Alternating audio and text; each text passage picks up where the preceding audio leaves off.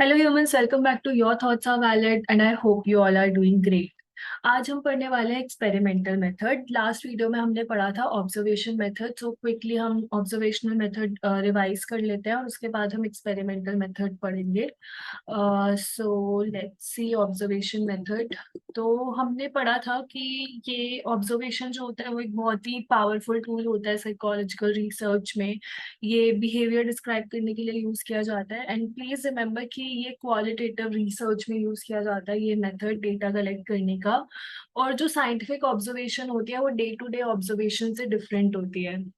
इसमें तीन स्टेप्स होते हैं साइंटिफिक ऑब्जर्वेशन करने के। पहला सिलेक्शन, दूसरा रिकॉर्डिंग, तीसरा एनालिसिस ऑफ डेटा। फिर हमने टाइप्स ऑफ ऑब्जर्वेशन पढ़ी थी। नेचुरलिस्टिक वो जो रियल लाइफ सेटिंग में हो रही है, जिसके लिए कोई लैब या फिर कंट्रोल्ड सिचुएशंस नहीं चाहिए। कंट्रोल्ड लैबोरेटरी सिचुएशन वो जिसमें लैब में जैसे एक्सपेरिमेंट्स वगैरह होते हैं वैसे ही लैब में ऑब्जर्वेशन करना। दूसरा था non participant versus participant observation. तो नॉन पार्टिसिपेंट ऑब्जर्वेशन वो थी जिसमें जो रिसर्चर है वो कुछ एक लोगों के ग्रुप को ऑब्जर्व कर रहा है। उन लोगों को पता है कि उनको ऑब्जर्व किया जा रहा है and they know about the researcher. Researcher is not the part of the group, वो बस ग्रुप को ऑब्जर्व कर रहे हैं। पार्टिसिपेंट ऑब्जर्वेशन में जो रिसर्चर होता है वो उन्हीं के साथ लाइक उस ग्रुप का एक मेंबर बन जाता है और उसके बाद वहां पे जाके ऑब्जर्वेशन करता है। उस ग्रुप का पार्ट बन के बाकी लोगों को ऑब्जर्व करता है।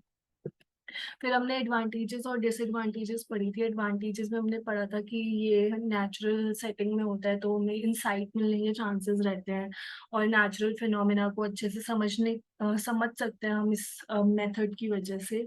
दूसरा हमने डिसएडवांटेज में पढ़ा था कि इसमें कंफर्मेशन बायस रहता है, लेबर इंटेंसिव होता है, टाइम कंज्यूमिंग होता है।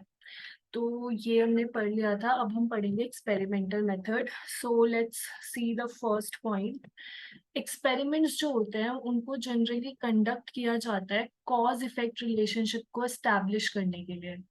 दो सेट ऑफ इवेंट्स के बीच में या वेरिएबल्स के बीच में एक कंट्रोल्ड सेटिंग में। ये याद रखना कि सेटिंग जो होती है वो कंट्रोल्ड होती है। और कॉज इफेक्ट रिलेशनशिप को स्टैब्लिश करने के लिए एक्सपेरिमेंटल मेथड यूज किया जाता है। जैसे कि एक्सपेरिमेंट में कॉज बेसिकली वो इवेंट होता है जिसको चेंज किया जा रहा है या मैनिपुलेट किया जा रहा है, और इफेक्ट वो बिहेवियर होता है जो चेंज होता है मैनिपुलेशन की वजह से। बेसिकली डिपेंडेंट और इंडिपेंडेंट वेरिएबल के बीच में रिलेशनशिप फाइंड आउट की जाती है। जैसे कि हमने एक एग्जांपल पढ़ा था, effect of study time on marks scored. तो इसमें इंडिपेंडेंट वेरिएबल क्या है, स्टडी टाइम, क्योंकि वो चेंज किया जा सकता है। और डिपेंडेंट वेरिएबल क्या था, मार्क्स स्कोर्ड। तो वो इफेक्ट हो गया। कॉज क्या हो गया, स्टडी टाइम। इफेक्ट क्या हो गया, मार्क्स स्कोर्ड।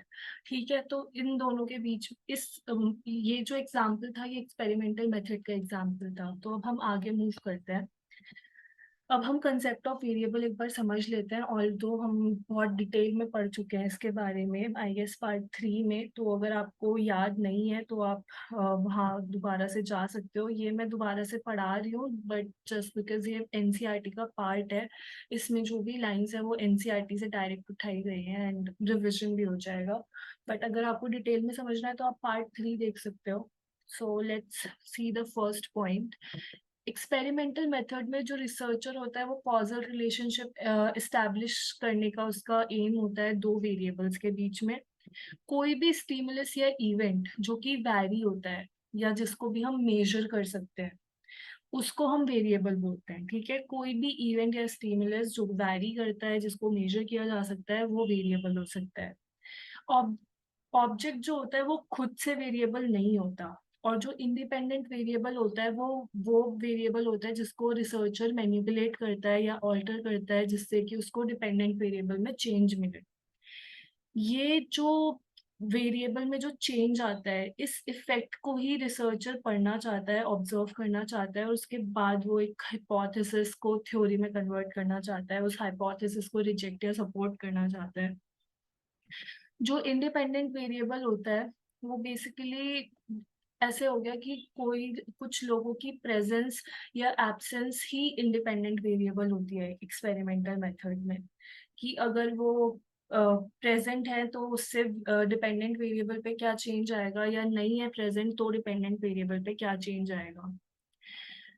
फिर आते हैं नेक्स्ट पॉइंट पे, जो variables, the variables on which the effect of independent variable is observed is called dependent variable. Basically independent variable में जब चेंज आता है तो डिपेंडेंट वेरिएबल, जब इंडिपेंडेंट वेरिएबल को चेंज किया जाता है तो डिपेंडेंट वेरिएबल में खुद ब खुद चेंज आ जाता है। डिपेंडेंट वेरिएबल जो होता है वो रिप्रेजेंट करता है वो फिनोमिना जो कि रिसर्चर को एक्सप्लेन करना है। कौन सा वेरिएबल करता है ये एक्सप्लेन? Dependent variable. ये इम्पॉर्टेंट है, ये पूछा जा सकता है, सो प्लीज रिमेम्बर दिस कि कौन सा वेरिएबल रिसर्चर जो फिनोमिना स्टडी करना चाहता है उसको डिस्क्राइब करता है, तो डिपेंडेंट वेरिएबल। ये एक्सपेक्ट किया जाता है कि डिपेंडेंट वेरिएबल में जो चेंज आएगा वो हमें ये क्लियर कर देगा कि इंडिपेंडेंट वेरिएबल को चेंज किया गया है, मैनिपुलेट किया गया है। इंडिपेंडेंट और डिपेंडेंट वेरिएबल इंटरडिपेंडेंट होते हैं। ओके, लाइक इंडिपेंडेंट में चेंज करेंगे तो डिपेंडेंट में चेंज आएगा ही आएगा। तो इस फिर क्या है, इनको हम डिफाइन नहीं कर सकते एक दूसरे के बिना। लाइक हम जैसे कि हम डिपेंडेंट वेरिएबल को हम डिफाइन ही ऐसे करते हैं कि इंडिपेंडेंट वेरिएबल में जो चेंज आएगा वो डिपेंडेंट वेरिएबल में दिखेगा। इंडिपेंडेंट वेरिएबल जो होता है वो रिसर्चर चूज कर सकता है, और ये सिर्फ एक ऐसा वेरिएबल, ये अकेला ऐसा वेरिएबल नहीं होता जो डिपेंडेंट वेरिएबल को चेंज करता है, बिकॉज जो एक्स्ट्रानियस वेरिएबल्स भी होते हैं वो भी चेंज करते हैं डिपेंडेंट वेरिएबल को, वो भी उसको मैनिपुलेट कर सकते हैं। ठीक है, इंडिपेंडेंट और डिपेंडेंट वेरिएबल को रिसर्चर के थ्योरेटिकल इंटरेस्ट के बेस पे चूज किया जाता है, और एक्सट्रानियस वेरिएबल्स जो होते हैं उनको एक एक्सपेरिमेंट में कंट्रोल करने की बहुत ज़्यादा ज़रूरत होती है। Like basically cause effect relationship को पिन पॉइंट करने के लिए डिपेंडेंट और इंडिपेंडेंट वेरिएबल के बीच में, अगर हमें डिपेंडेंट और इंडिपेंडेंट वेरिएबल के बीच में एक कॉज इफेक्ट रिलेशनशिप एस्टेब्लिश करनी है तो हमें ये मेक श्योर करना होगा कि एक्सट्रानियस वेरिएबल्स जो हैं उनको हमने कंट्रोल किया हुआ है, उसकी वजह से डिपेंडेंट वेरिएबल में चेंज नहीं आ रहा है। Okay, so that's about all about the concept of variable detail. अगर आपको अभी भी डाउट है तो please you can go back to the part 3 and understand this in deeply. अब आ जाते हैं हम एक्सपेरिमेंटल और कंट्रोल ग्रुप्स पे। तो पहला पॉइंट देखते हैं हम, जस्ट अ मिनट। या एक्सपेरिमेंट्स जो होते हैं वो जनरली इन्वॉल्व करते हैं एक या एक से ज्यादा एक्सपेरिमेंटल ग्रुप, एक या एक से ज्यादा कंट्रोल ग्रुप। जो एक्सपेरिमेंटल ग्रुप होता है ये वो होता है जिन पे एक्सपेरिमेंट एक्चुअली किया जाता है, या फिर बेसिकली जिन मेंबर्स पे इंडिपेंडेंट वेरिएबल का मैनिपुलेशन किया जाता है। लाइक फॉर एग्जांपल हम वही ले लेते हैं कि effect of study time on marks scored. तो स्टडी टाइम जो है वो इंडिपेंडेंट वेरिएबल है, तो हम मान लेते हैं कि एक एक्सपेरिमेंटल ग्रुप है हमारे पास 10 लोगों का। तो ये जो 10 लोग हैं एक्सपेरिमेंटल ग्रुप में, इनका स्टडी टाइम या तो इंक्रीज किया जाएगा या डिक्रीज किया जाएगा। बेसिकली इनका जो इंडिपेंडेंट वेरिएबल है, लाइक इनका जो स्टडी टाइम है उसको हम मैनिपुलेट करेंगे जिससे कि हमें डिपेंडेंट वेरिएबल में चेंज दिखे। फिर थर्ड पॉइंट पे आता है कि कंट्रोल ग्रुप क्या होता है। Control group basically comparison group होता है जिसको हर तरीके से एक्सपेरिमेंटल ग्रुप की तरह ही ट्रीट किया जाता है, बस इसमें इंडिपेंडेंट वेरिएबल जो होता है उसको मैनिपुलेट नहीं किया जाता, बाकी सारी कंडीशंस सेम होती है। अगले पॉइंट पे आते हैं, सारे अटेम्प्ट्स किए जाते हैं कि जितने भी एक्सट्रानियस वेरिएबल्स हैं उनको कंट्रोल किया जा सके, उनमें कोई चेंज ना आए, जिससे कि हमें कंफर्म हो कि जो भी चेंज आया है डिपेंडेंट वेरिएबल में वो इंडिपेंडेंट वेरिएबल के चेंज की वजह से आया है, ना कि एक्सट्रानियस वेरिएबल की वजह से। फिर आते हैं नेक्स्ट पॉइंट पे, जो कि है जितने भी रेलिवेंट वेरिएबल्स होते हैं एक्सपेरिमेंटल स्टडी में वो डिपेंडेंट वेरिएबल को इन्फ्लुएंस कर सकते हैं। बेसिकली यहाँ पे ये एक्सट्रानियस वेरिएबल की ही बात कर रहे हैं। एक्सट्रानियस या फिर कंफाउंडिंग वेरिएबल जो कि हम डिटेल में पढ़ चुके हैं, तो मैं दोबारा से नहीं समझाऊंगी सारे। तो इट्स लाइक कि जितने भी वो सब कुछ डिपेंड, वो सारे वेरिएबल्स डिपेंडेंट वेरिएबल को इफेक्ट कर सकते हैं। जैसे हमें स्टडी टाइम हमने जब चेंज किया, तो अगर ये है कि स्टडी टाइम भले ही हमने इंक्रीज कर दिया, बट उस स्टडी टाइम में नॉइज बहुत ज्यादा आ रही है बाहर से, तो कंसंट्रेशन कम हो जाएगा, जिसकी वजह से जो याद रहेगा, जो भी हम पढ़ेंगे वो उतना याद नहीं रह पाएगा। उस वजह से मार्क्स जो स्कोर्ड है उसमें या तो चेंज नहीं आएगा या फिर मार्क्स कम हो सकते हैं। तो फिर उसके चक्कर में डिपेंडेंट वेरिएबल इफेक्ट हो रहा है। तो ऐसे जो वेरिएबल्स होते हैं, इनको हमें कंट्रोल करना पड़ता है। एक्सट्रानियस वेरिएबल्स, कंफाउंडिंग वेरिएबल्स, इन सबका हमें ध्यान रखना पड़ता है एक्सपेरिमेंट करते टाइम।